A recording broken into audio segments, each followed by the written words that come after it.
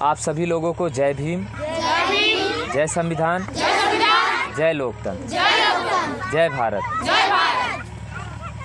बच्चों, आज हम आप लोगों को माता सावित्रीबाई फुले के बारे में बताएंगे। किसके बारे में? जिन्होंने महिलाओं को पढ़ने का अधिकार दिलाया। हमारे देश में महिलाओं को पढ़ने का अधिकार नहीं था, ये बात आप लोग जानते हैं कि नहीं? हमारे देश में पुरुषों को पढ़ने का अधिकार तो मिल गया, लेकिन महिलाओं को पर्दे के अंदर रखा जाता था, उन्हें पढ़ने का अधिकार नहीं दिया गया।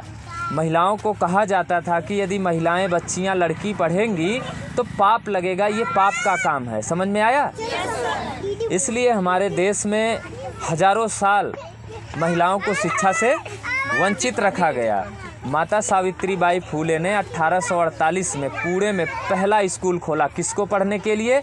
महिलाओं को, लड़कियों को, बच्चियों को। समझ में आया?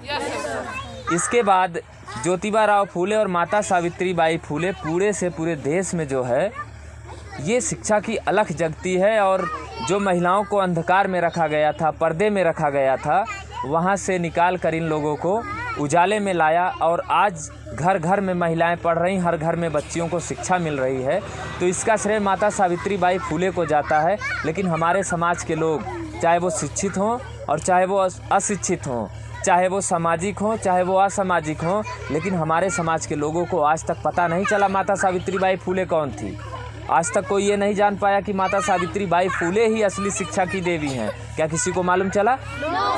क्योंकि उनकी विचारधारा का और माता सावित्रीबाई फुले के बारे में लोगों ने बताया नहीं, उनकी विचारधारा का प्रचार प्रसार नहीं हुआ। समझ में आया? इसीलिए आज हम लोग उस चीज़ को नहीं जान रहे हैं। और एक कंडीशन हमारे देश में ऐसी भी थी जब हमारे लोगों को पढ़ने का अधिकार नहीं था, जब हमारे लोगों को बोलने का अधिकार नहीं था।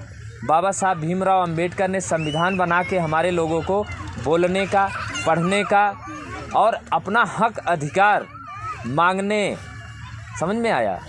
और अपने हक अधिकार की लड़ाई लड़ने का भी अधिकार हमें कहाँ से मिला है? संविधान से मिला है। आज हमारे समाज की जो स्थिति है, क्या पहले भी इस तरह की थी? पहले हमारे लोगों की स्थिति बहुत ख़राब थी। क्यों ख़राब थी? क्योंकि हमारे लोग शिक्षित नहीं थे, उन्हें शिक्षा से वंचित रखा गया था। शिक्षा से वंचित करने के बाद हमारे लोगों को गुलाम बना लिया गया। क्या बनाया गया? हमारे लोग हजारों साल गुलामी करते आए, क्योंकि शिक्षा नहीं थी। और शिक्षा न होने के कारण हमारे लोग संगठित नहीं हो पाए। हमारे इस देश के वीर शहीदों ने, जिन्होंने अपने प्राणों की आहुति दी, तब जाके हम लोगों को आज़ादी मिली। आज़ादी के बाद देश को कैसे चलाया जाए, देश में कौन से कानून बने, देश में क्या व्यवस्था लागू हो, तब बाबा साहब भीमराव अंबेडकर और देश के कुछ अन्य विद्वान मिलके संविधान का निर्माण होता है। और उसी संविधान में सभी लोगों को बराबरी का अधिकार मिलता है। इसके पहले हम लोगों की स्थिति बहुत ख़राब थी। क्या कोई चमत्कार हुआ हम लोगों के साथ? आज तक कोई आशीर्वाद या ऐसी कोई बात हुई जहाँ से हमारे लोगों का जो है समाज बदल गया हो, जहाँ से हमारे दुखों का और हमारे ऊपर जो अत्याचार हो रहा था, शोषण हो रहा था, क्या कोई ऐसा चमत्कार हुआ कि हमारा अत्याचार और शोषण बंद हो गया हो? ऐसा नहीं हुआ ना? क्यों नहीं हुआ? क्योंकि हमारे लोगों को अधिकार नहीं मिला। और अगर चमत्कार हुआ तो सिर्फ और सिर्फ संविधान से हुआ। संविधान लागू होने के बाद ही हमारे लोगों को कुछ मिल पाया। क्या इसके पहले कुछ मिला? हजारों साल हमारे लोग गुलामी सहे, अत्याचार सहे। हमारे लोगों के साथ जो है बहुत उत्पीड़न हुआ, हमारे लोगों को मारा गया, पीटा गया, हमारे पूर्वजों की हत्या की गई। समझ में आया? हमारे इतिहास को जो है तोड़ मरोड़ कर उसे अलग तरीके से दिखाया गया।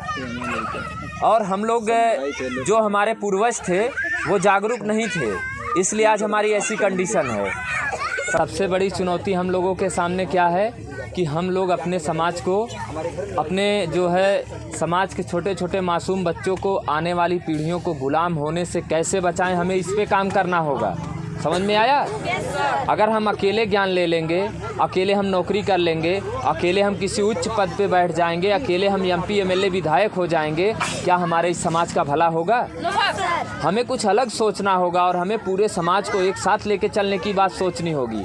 आज भी बहुत से लोग MP हैं, MLA हैं, बहुत से लोग जो है डॉक्टर हैं, मास्टर हैं, इंजीनियर हैं, बहुत बड़े बड़े पदों पे बैठे हुए हैं।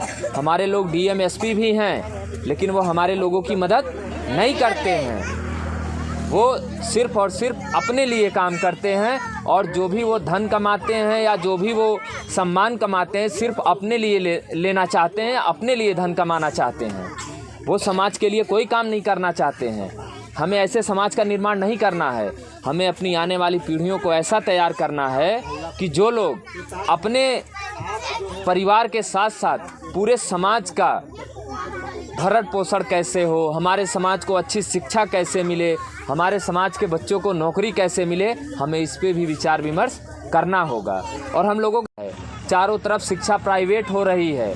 उस विकट परिस्थिति में जहां शिक्षा बहुत महंगी हो रही है, इस विकट परिस्थिति में हम अपने समाज के लोगों को अच्छी शिक्षा कैसे दे पाएंगे, ये बहुत चिंता का विषय है। अगर हम लोग अपनी आने वाली पीढ़ियों को, छोटे छोटे मासूम बच्चों को अच्छी शिक्षा नहीं दे पाए तो विश्वास करो हमारी आने वाली जो अगली पीढ़ी होगी वो गुलाम हो जाएगी। और हम लोग हज़ारों साल गुलाम रहे हैं।